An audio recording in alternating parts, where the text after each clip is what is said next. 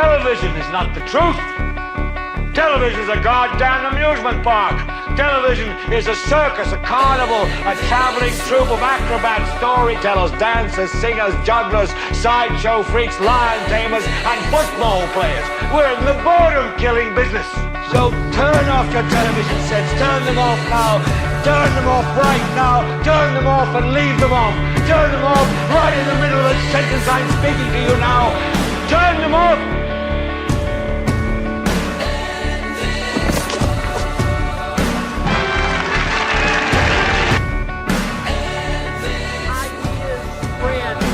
Stop them. An idea whose time has come cannot be stopped by any army.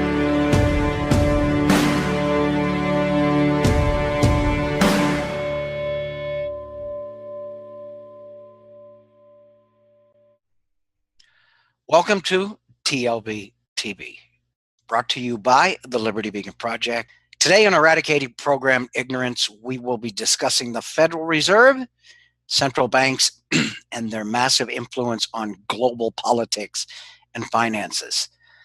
All right, let's start the discussion with a history of central banks in the good old US of A. And you'll learn a little bit more why I start at this point as we get through this, okay?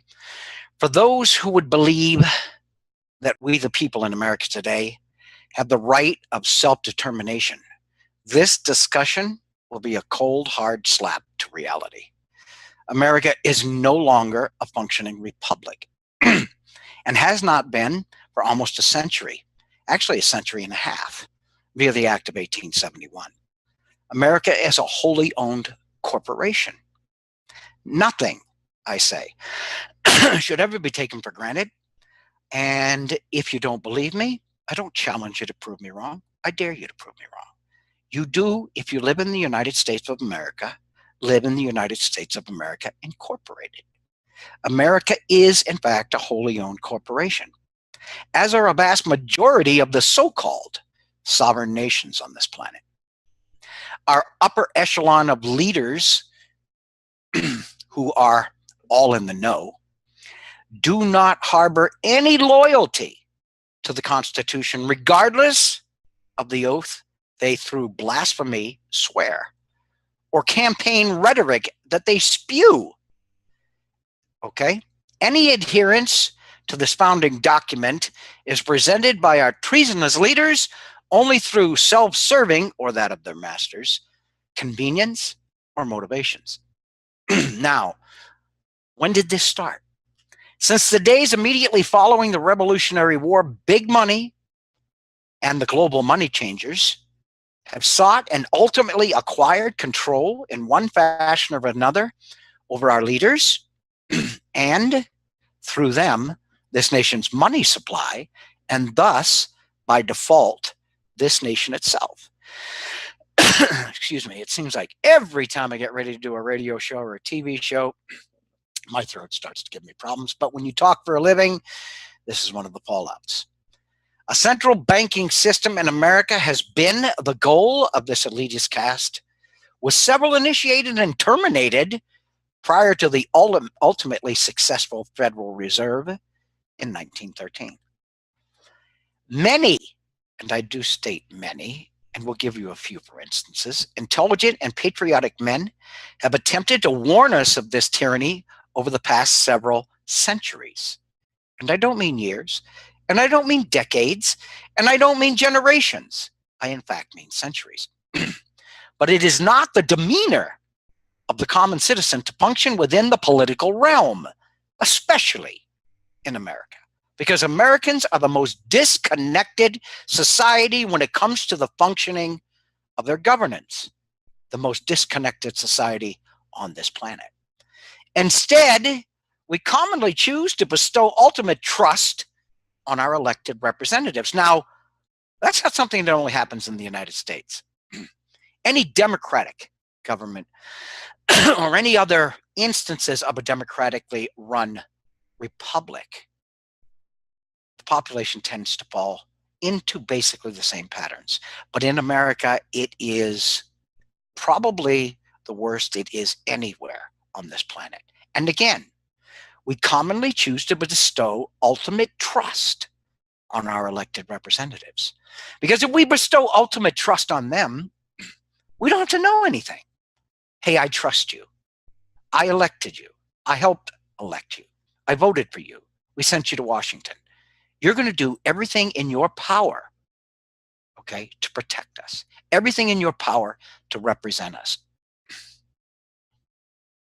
This makes you a fool. It makes you a fool for two reasons. One, because the true power in this country was bestowed upon we the people. We are the sovereigns, not our servants or our duly elected representatives, but us.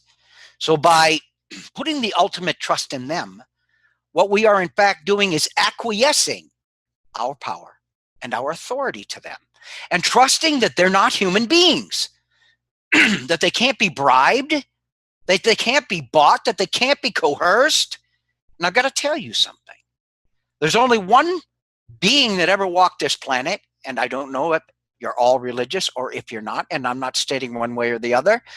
And by the books that I read, that was Jesus Christ. Everybody else has human fallacies and human failings. A government left to itself shall eventually accumulate power unto itself. This is a fact that has been repeated over and over and over again throughout all of recorded history. It probably was one of the biggest factors in the fall of Rome, which was a republic. Okay, so let's talk about that a little bit. By foregoing our responsibilities as the true governing force of this republic, to do what? To hold our leaders accountable. Americans have committed a heinous mistake and have paid the ultimate price in the destruction and the usurpation of this constitutional republic. If you honestly believe, okay, what I told you, that the United States is in fact a corporation and not a constitutional republic, which it is, all right? Then what you must understand is you don't live in a constitutional republic. And what you must also understand is that we the people are to blame. Everything we the people suffer is because we have allowed it to happen through our ignorance, through our apathy. We have allowed it to happen, okay? We don't have to be ignorant. We can take the time to find how your senators vote, how your congressman votes. This is, in fact, your duty as a sovereign of this nation. As one who is in a position, okay, to tell our servants how they should be representing us. But we have acquiesced that power. And through acquiescing that power and that authority, this republic has been usurped.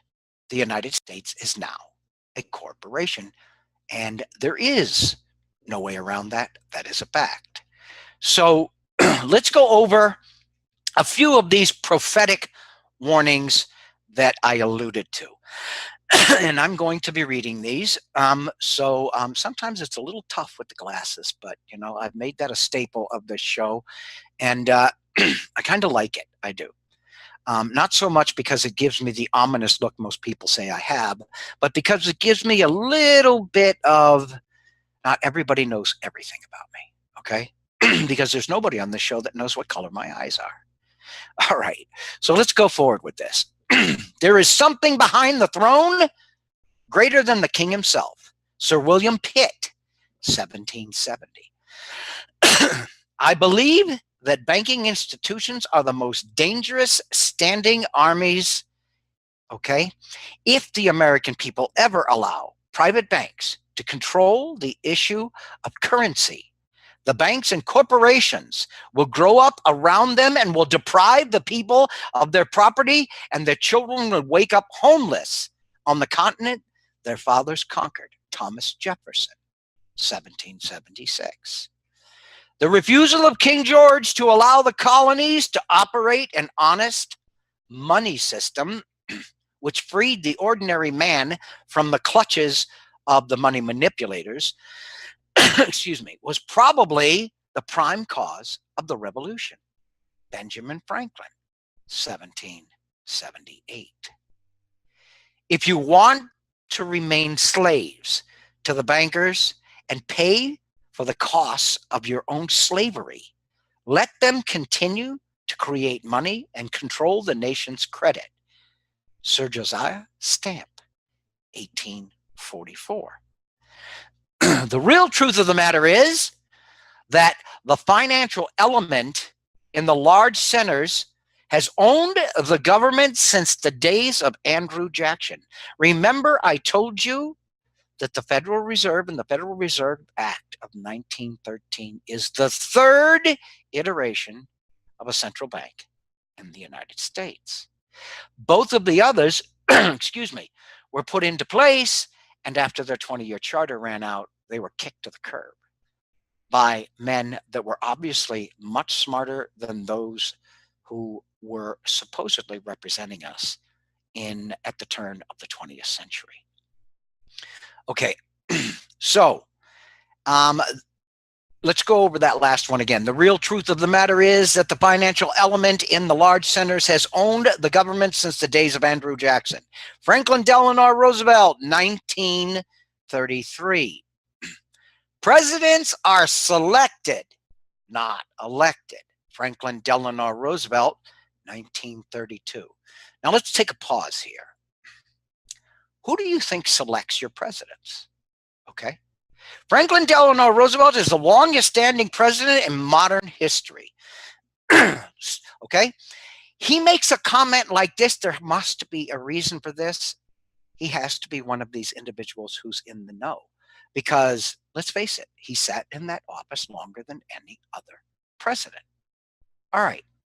So what do we mean by presidents are selected, not elected? It means that the oligarchs who control this nation, and I'll go back to something that I've told you over and over again, even Princeton University, one of the oldest and most accredited universities in the history of this country, has published a document stating, and they did this in conjunction with several other universities, so don't believe it was just Princeton. It was merely Princeton that published this. The United States is no longer ruled in a democratic process. Hold on, wait a minute. Princeton is saying that the United States is ruled in an oligarchical fashion. It is no longer governed in a democratic process. That means you and I got kicked to the curb. How did we get kicked to the curb? We got kicked to the curb because we didn't keep tabs on our leaders and we acquiesced our power. We gave them our seats in the bleacher because we trusted them to go to Washington and represent us. And we didn't feel we had to be involved in politics. Again, I will tell you, Americans are the most disassociated society on this planet when it comes to their own governance.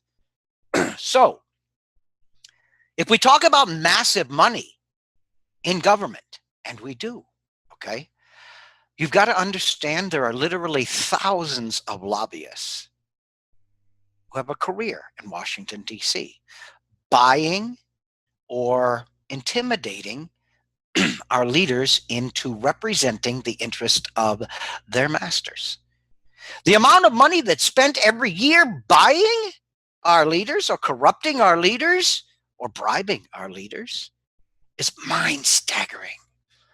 One company alone, and they're by far not the biggest, Monsanto, okay, and you know how powerful Monsanto is in the governance of this country.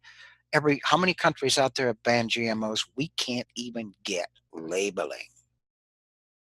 That company alone spends between $10 and $12 million a year lobbying our leaders.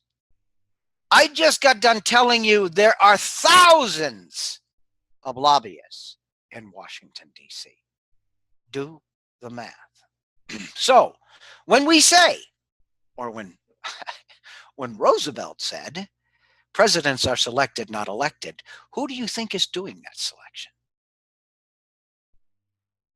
All right. So, the world is governed by different personages from what is imagined by those who are not behind the scenes. Again, let me go over this one more time. The world is governed by different personages from what is imagined by those who are not behind the scenes. Benjamin Disraeli, 2008. I take this to mean, let's go back to the Wizard of Oz. Behind that curtain is the man who's pulling the levers. And the levers they are pulling basically dictates an entire nation's path. Okay? What Benjamin is telling us is that the vast majority of those of us who have acquiesced our power to these treasonous representatives are totally unaware that the world is governed by those we cannot see, not those we elect to represent us. It hasn't been that way for a very, very long time, my friends. So please understand, the central banking system is history's most successful Ponzi scheme, controlling both the issuance and the interest rate of the fiat currencies under their control. What do I mean by fiat? Look the word up in the dictionary. Okay? These currencies are created out of nothing except the cost of the paper it's printed on. And today, even that isn't true. Today, a vast majority of the money in circulation today is done electronically. It's ones and zeros on a computer. We are being pushed every day further and further towards a cashless society. Pull out your debit card, pull out your credit card, stick it in the machine, make your purchase. I can remember when people used to carry wallets full of money, ones, 5, 10s, 20s, 50s, and maybe even the occasional 100, who knows? Okay. Today, people see less and less of a need to carry cash at all. All right. So the cost of putting money into circulation is the cost of entering digits on a computer in a vast majority of the cases. Basically nothing. But yet, and we'll get to that, okay, all monies issued are issued with interest. Okay, we'll expound on that in a few seconds, all right? Making debt the profitable mechanism in this scheme. And debt ultimately equates to slavery of the afflicted population, with no vehicle by which to ever repay that debt. And we're going to get into that, excuse me, a little bit further. Anybody who's done any reading of the Constitution of the United States of America understands that the only mechanism our founding fathers gave us for the issuance of money is the U.S. government. That's it. Nobody else by the Constitution can issue American money. And that money was not supposed to carry an interest rate with it. So every dollar the Federal Reserve prints up and puts into circulation carries interest on it. And here's a shock. Excuse me. Most of you listening to the show might know, but some of you might not know. And if you don't know this, you've been hiding under a freaking rock somewhere. The Federal Reserve ain't federal. It's not part of the government. It is a privately owned bank with a board of directors that run the global monetary system. Period. It's a privately owned bank. The Federal Reserve is unconstitutional or extra-constitutional. It exists outside the laws stated by the Constitution to govern this nation. in anybody who even thought about issuing currency via the American government has usually ended up dead. And there are controversies about several presidents who intended to do this. And oh, by the way, yeah, their lives were shortened. So we're looking at a system where everything is done to facilitate the increased debt load. If your money is issued to you at an interest rate, how can you ever pay it back when you're constantly creating money? All right, we'll get into that a little deeper a little bit later, okay? So again, all monies issued are with interest, making debt the profitable mechanism of the scheme. All right, whoever said you can't get something for nothing obviously had no clue about the global banking elite and fiat money systems. Obviously. Because from everything I just explained to you, they take plain paper or sit down at a computer and type in a few characters and create money. And from that, they charge us interest. So they, boom, out of thin air, create money. And for that, you and me will pay a price. And so will our children. And so will our children's children's children's children. If this country lasts that long. And again, something else we'll touch on a little bit later. So one more time, whoever said you can't get something from nothing obviously had no clue about central banking or banks such as the Federal Reserve. These institutions, and I'm going to make a comment here, and if you do some research, and I beg you to do some research, you will see exactly what I'm talking about. And if you don't, I dare you to try and prove me wrong, okay? These institutions are and have been responsible for all wars in modern recorded history, all depressions, all recessions, and all national bankruptcies, and many more unnatural catastrophes on a global scale, okay? World War II. The banks not only supported the United States, who had the biggest and the most efficient war manufacturing structure on the planet, but they also supported the Nazis. And they also supported the Italians. And they also supported the Japanese. And they also, should I go on? All right? They hedged the bet in every direction. If you win the war, okay, obviously there are prizes. So it's kind of easy for you to pay back at least a good portion of that debt. If you lose the war, there's reconstruction. Either way, they win. So let me go over that one more time. These institutions are and have been responsible for all wars in modern recorded history, all depressions, all recessions, and all national bankruptcies, and many more unnatural catastrophes. Unnatural meaning, had they been left to their own devices, it never would have occurred. And this is on a global scale. Utilizing these mechanisms to manipulate the volume and the cost of money to their financial advantage. Okay, let's continue. And now I want to bring up the most diabolical quote by the ultimate father and purveyor of this tyranny on not just America, but the world. And that would be this one. Give me control of a nation's money supply, and I care not who makes its laws. Amschel Rothschild. Okay? And what most people here don't understand is just how powerful are the Rothschilds. I did a little research, and you're never going to come up with an exact number of what the entire Rothschild clan is worth. Suffice it to say, they've got their finger in every single central bank on the planet.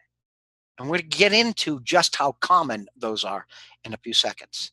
But if you consider that there are a few numbers out there that people that have done massive research to come up with these numbers.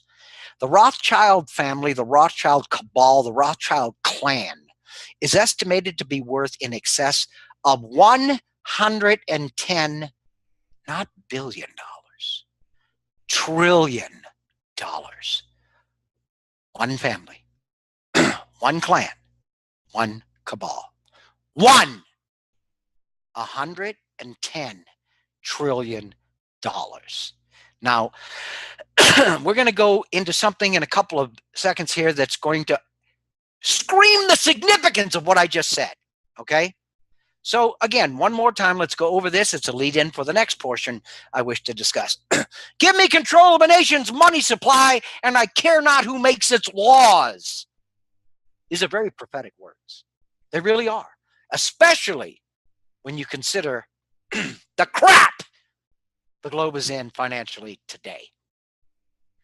As the most influential nation on this planet, the USA is by a huge margin the largest debtor nation on this planet.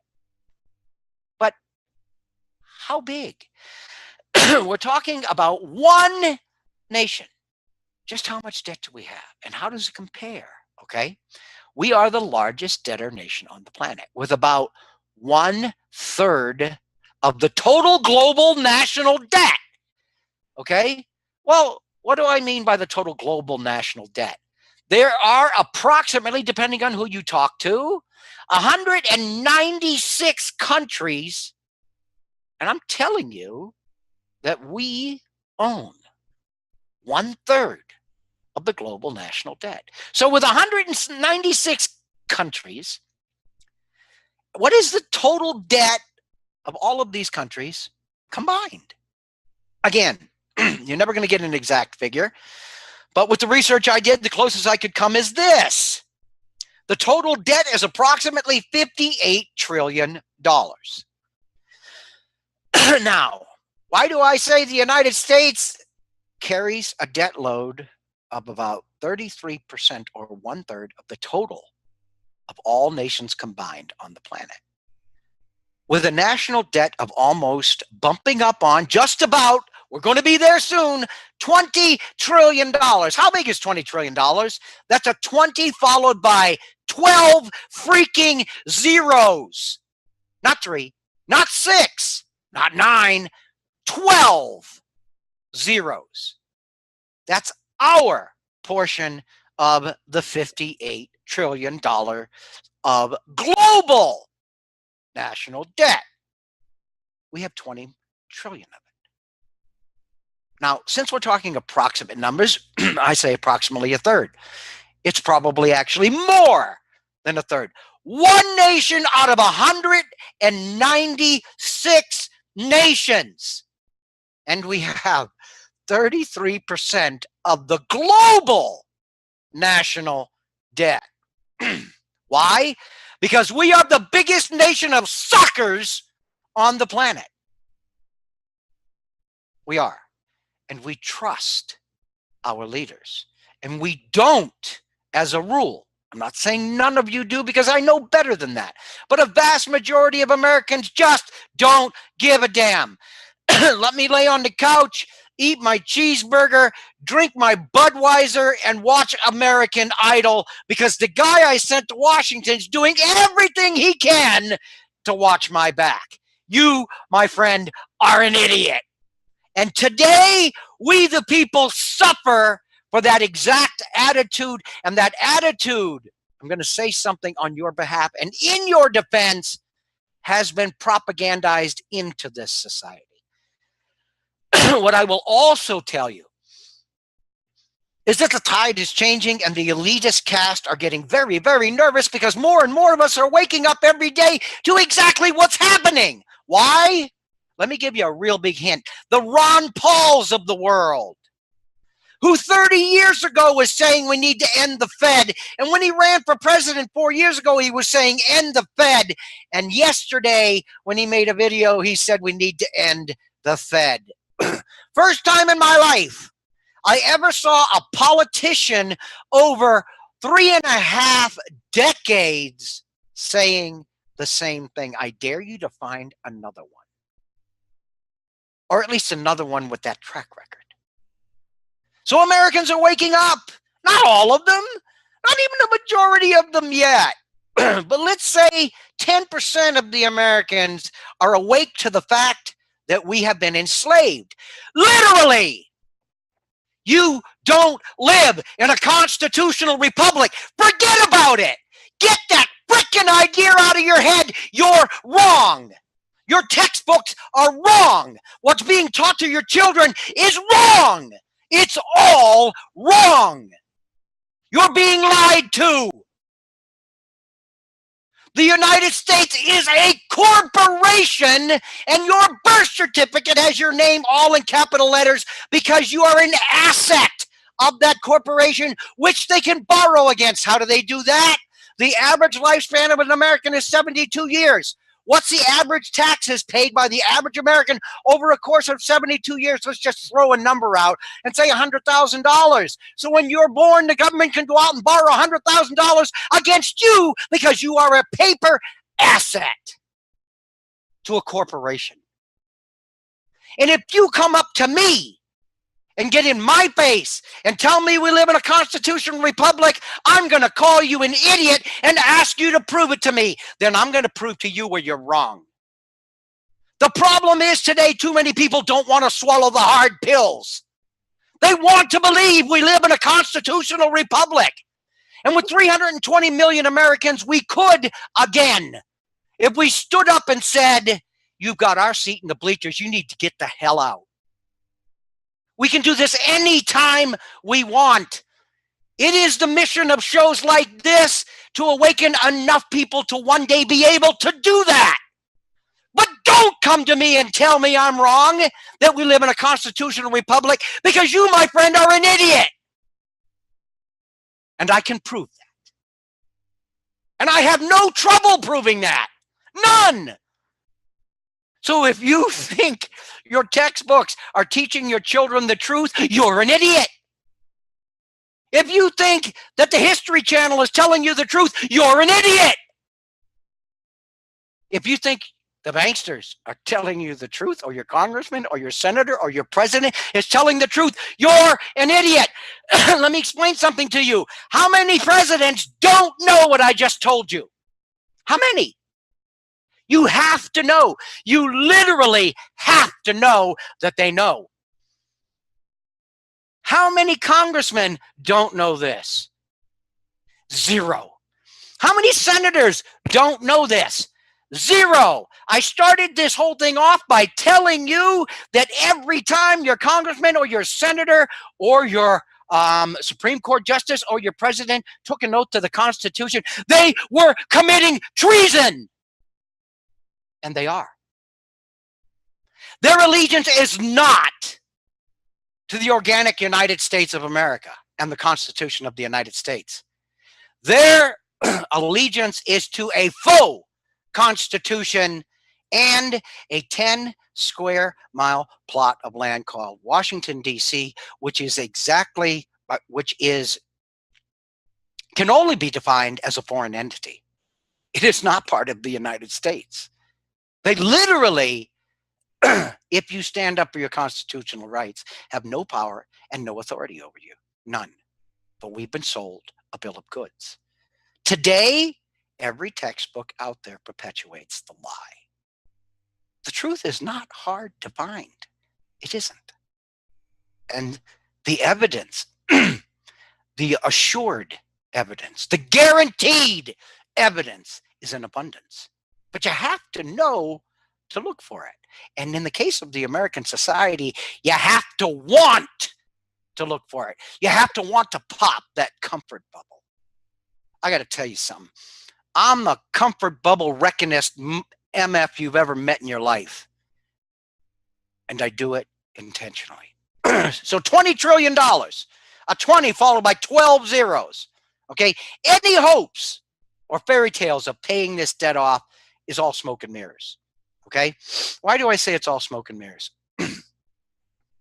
Let me explain something to you. We owe so much money to these foreign entities, not Federal Reserve, private banks that have lent us our own money.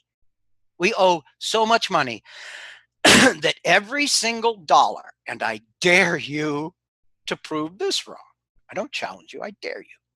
Every single penny that's collected in taxes, which we pay more and more of every single year, not one single penny of that goes to build roads. Not one single penny goes to build schools.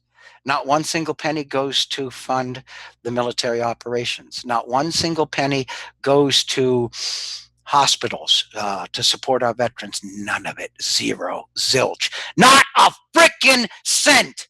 Nothing. All of the money that is collected in taxes goes to pay the interest.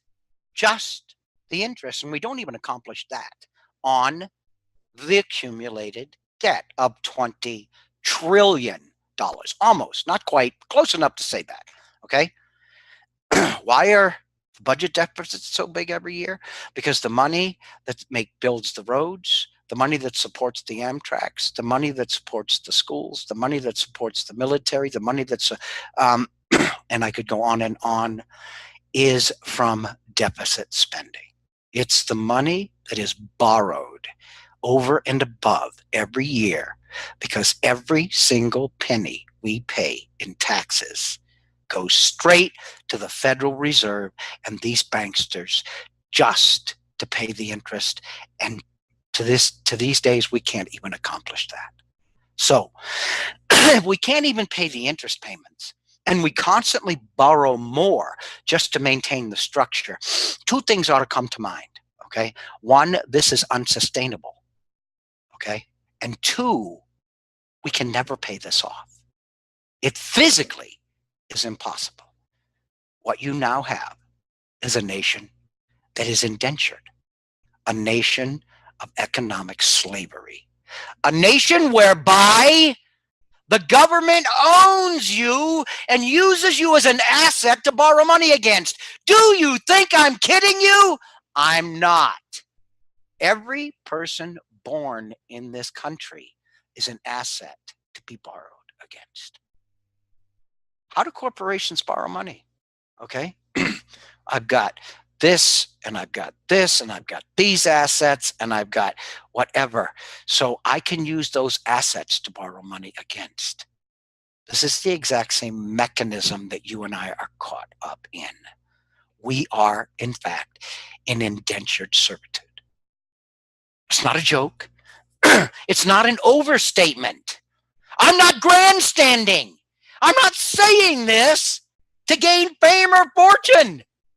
I'm telling you this because you freaking need to know it. And if I'm popping your comfort bubble, good on me. Because it needs to be popped. Okay. So, if you mistakenly believe for even 1 second this is not a nation under total oligarchical rule, you are sadly and tragically mistaken. And what do I mean by oligarchical rule? What did Princeton mean by oligarchical rule? The oligarchs are the heads of the banks, the heads of the massive corporations, the massive corporate cabals across this planet that literally own humanity. And I'll get into that a little bit more. Literally own us. Look at your birth certificate again, and look at a birth certificate that existed prior to the U.S. becoming a corporation in 1871. Look at it, okay? Were the names all in capital letters? Gee, guess what? They weren't, okay? Were American citizens basically assets to be borrowed against? No, they weren't. So, the oligarchs own us because we have a government of treasonous leaders that have led us down the straight path and right into the clutches of these huge money changers. And these money changers literally own us. And what do we call these massive, I don't know, egotistical elitists? We call them oligarchs. So again, If you mistakenly believe for even 1 second this is not a nation under total oligarchical rule, and again, I refer back to a paper Princeton published, you are sadly and tragically mistaken. If you think I'm overemphasizing this, tough. I don't care. I'm not going to sit here for an hour and tell you really nasty news like this, because I'm either going to put you to sleep or you're going to die laughing. I'm going to put it to you exactly the way it strikes me, and it pisses me off, because I have children and I have grandchildren. And when I had children, I wasn't aware of any of this. And I brought these children into indentured servitude. And my children have brought their children into indentured servitude, into economic slavery. There's no soft way to put this. And there's no better way to explain it. All right? So we had to go over the American situation because we are the predominant idiots on the planet with the biggest debt and the most, I don't know, propagandized and dumbed down society on the planet. When we tell everybody on the planet, when I was running around the planet, okay, and working for Raytheon, I was on the road and outside of the country anywhere from 75 to 80% of every year. And I was telling people how great America was. Most of this, 99% of what I've just told you, was never being talked about by anybody. And when I said I'm from America, the greatest country in the world, most people agreed with me. When I say that now, they look at me with a sad look and they turn away and smirk, because they know that we are the biggest debtor nation, that our middle class is at the speed of light falling apart, that we can't afford anything we have anymore, that the only thing that sets us apart at all, not our middle class, not our industrial base that's all but decimated by TPP-IP or TPP, okay? What sets us aside is a massive military, the likes of which the world has never seen, that an elitist caste can use as an 800-pound gorilla to beat weaker nations about the head and shoulders until they succumb to their wishes. And I'm going to get into that right now. Okay, allow me to take a sip here first. The throat is killing me. All right, let's get into the second phase of this because we're running out of time. Let's take a look at this, like I said, on a global perspective. In the year 2000, the turn of the 21st century, there were 7 countries without a Rothschild owned, and you must believe that just about every single country, okay, on this planet, every single country that has a central bank, it is influenced by, owned by, or a majority of the shares are owned by the Rothschild cabal. This started way back when Mr. Rothschild said, I don't give a damn, you know, who makes the laws, just let me issue the money. All right. In the year 2000, there were 7 countries out of 196, 7 without a Rothschild-owned central bank, and they were Afghanistan, Iraq, Sudan, Libya, Cuba, North Korea, and Iran. 7 countries in the year 2000. Okay. Today, after the illegal invasions of several sovereign nations, beginning immediately after 9/11, but I'm going to stop right there and I'm going to tell you that there is information available by a general who visited the Pentagon not too long after 9/11 and was told that plans were in place to attack 5 nations in the Middle East prior to 9/11 and institute central banks. So today, after the illegal, and you don't have to take my word for that, do some research, you'll find it, okay? And I believe it was Westmoreland, but do a little research, you'll find exactly what I'm talking about. Today, after the illegal invasions of several sovereign nations, beginning immediately after 9/11, which is a totally false flag event. And if you don't believe that part of the reason it was accomplished wasn't for what I'm about to tell you right now, then I think you're still asleep. Maybe I should talk a little louder to help wake you up. Okay? We now live in a world of about, depending on who you ask, like I said, 196 nations, of which only three remain that are not controlled by a Rothschild central bank. These countries today are Cuba, North Korea, and Iran. Okay? Afghanistan, Iraq, Sudan, and Libya, via invasion, all right, or cross-border illegal aggressions or occupations, have fallen under the control of central banking powers, the central banking powers that be. Are you seeing a pattern here? Okay. We went into Afghanistan and basically took over the country. Oh, by the way, you know what we need? A central bank. We went into Iraq and basically took over the country. Hey, you know what we need? We need a central bank. We went into Libya, bombed them back into the Stone Age. Hey, you know what we need? We need a central bank. And Sudan, they've been punched and punched and punched and punched over and over again until there is no semblance of any political stability in there. So what did the powers that be figured probably help them the most? How about a central bank? Again, do you see a pattern here? Can you see a pattern here? If you can't, maybe I need to talk a little louder. Now let's go over the three that still don't have a central bank. And as I told you, they are Cuba, North Korea, and Iran. Okay, Iran is next. The war drums are already beating. Okay, you can see the conservatives and the neocons, and I'm not a conservative, I'm not a liberal, I'm not a neocon, I am not a progressive, I'm a damn American. And what I want to see is my ability to live with liberty, the right to decide my own future, okay? But just because I say I have no political leanings, okay? I'm not telling you that a vast majority of those who live in this country don't, because a massive majority of them do. And again, let's talk about the propaganda, but that's another show, all right? The political structure of this country is a show I'm going to be doing. That'll be my next solo rant. Iran is the next. Again, I say the war drums are already beating.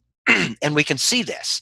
The neocons right now are saying, hey, they're going to get a bomb. They haven't built a bomb, and they've been saying this for 20 years, but yet they still don't have a bomb. I'm not telling you they're not going to develop one.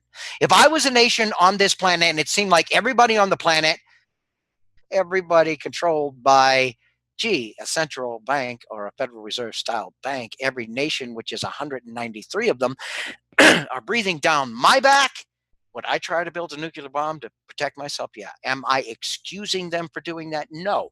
Would I like to see it happen? No. Can I understand why they might want to do it? Hell yes. Hell yes. It's exactly why we did it in World War II. All right. So Iran's next. There will be a war in Iran.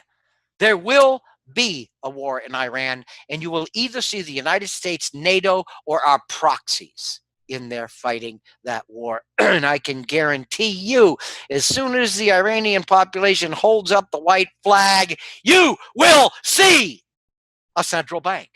I dare you to challenge that statement, and let's sit back and watch, because if you don't think hostilities won't come to Iran, they will. What about the other two? Cuba will follow. I can't give you an exact timeline on Cuba, but what was in the news lately? The president reopening relations with Cuba. Okay. I'm telling you, that's the first step.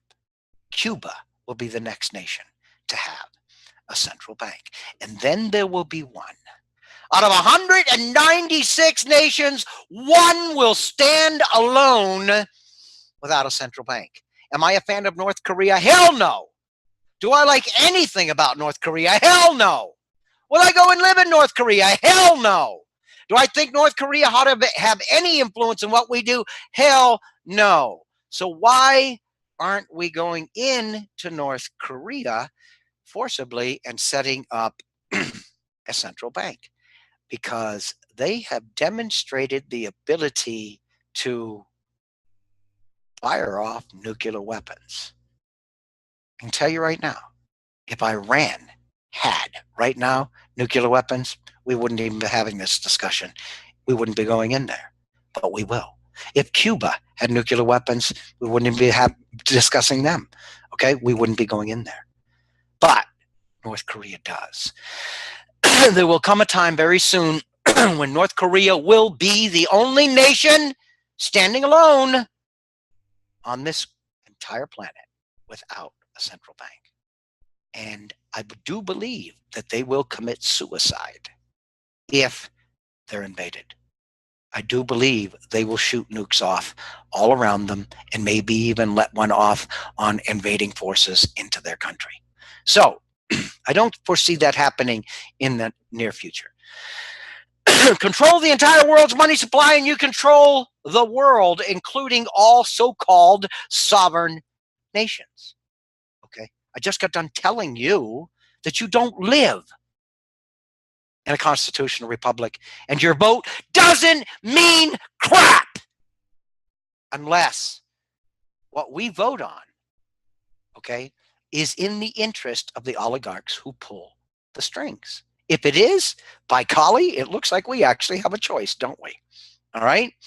All right. And by default, you now have global governance. So if you control the money out of 193 out of 196 nations on the planet, okay, you in fact, by default, now have global governance. But who are the governments, okay? They are the men behind the curtains. They're the wizards. They pull the strings. They say, who can ship where, what the cost of money is, what the interest rate is, who's going to produce, who's going to buy, and what laws are going to be made.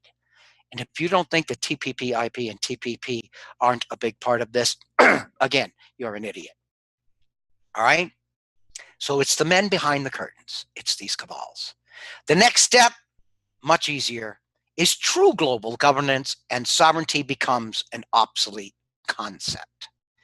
And this will come via the United Nations, which is pushing for it in a huge fashion. Ladies and gentlemen, we're in the 9th inning with 2 outs and 2 strikes. And there's a killer pitcher at the mound. It's called the elites. Now, if you stop to consider everything I've just told you, if you stop to consider, okay, that everything you're told is a lie, everything your children are told is a lie, I don't challenge you to prove me wrong. I dare you to prove me wrong. Show me your proof that the United States of America is still a constitutional republic. Prove Princeton and 3 other top-rated universities wrong, not just me. All right? So if everything you believe is a lie, and you are nothing but an asset for the largest corporation on the planet, which is the United States of America and the most influential, and you don't believe, you don't live in a bankrupt society. The United States has been bankrupt for so long you can't even imagine, well over 100 years. Okay? We are in receivership, and guess who the receivers are? The Federal Reserve and those that own it, the global central banks. We're being lied to. Our children are being lied to. Everything you believe is smoke and mirrors, lies and deceit. If you take this show lightly and you brush it off as the ravings of an old lunatic, you do so at your own peril. If you listen to what I have to say and you do a little research, and if you go to Conscious Consumer Network, there's an article accompanying this. And it also leads back to another article on the Liberty Beacon. But I would strongly suggest everybody to go to Conscious Consumer Network anyway. It is because of that phenomenal network that we get a chance to put this word out. But if you ignore everything I said and dismiss it as the rantings and ravings of a lunatic old man, do so at your own peril. But more so, do so at the peril of your children and your children's children.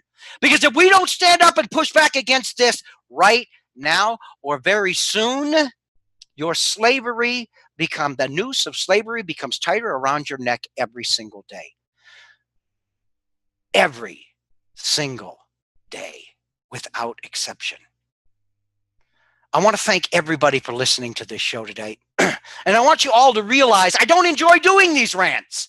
They're necessary.